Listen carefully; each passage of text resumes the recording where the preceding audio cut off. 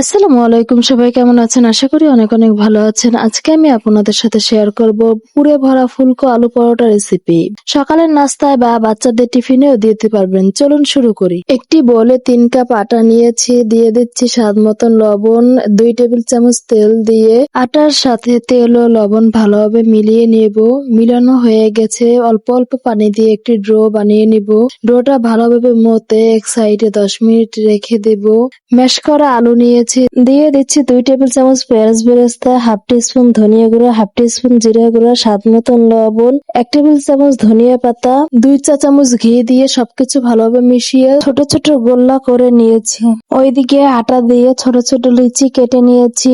একটা লিচি নিয়ে একটু বেলে মাঝখানে আলুর পুর দিয়ে ভালোভাবে মুড়ে গোল করে নিয়েছি। এখন আলতো করে বেলে নিব যাতে আলুর পুর ভিতর থেকে বের না হয়। বেলা হয়ে গেছে, এখন ভেজে নেব। চুলায় একটি প্যান বসিয়ে গরম করে নিয়েছি, এখন পরোটা দিয়ে দেব। ঘি দিয়ে উল্টে পাল্টে ভালোভাবে ভেজে নিব। হয়ে গেছে আমাদের আলু পরোটা। আশা করি ভিডিওটি ভালো লেগেছে। ভালো লেগে থাকলে লাইক, কমেন্ট, শেয়ার করবেন। আজকের মতন এই পর্যন্ত, আবার দেখা হবে অন্য কোনো ভিডিওতে। সবাই সুস্থ থাকবেন, ভালো থাকবেন। আল্লাহ হাফেজ।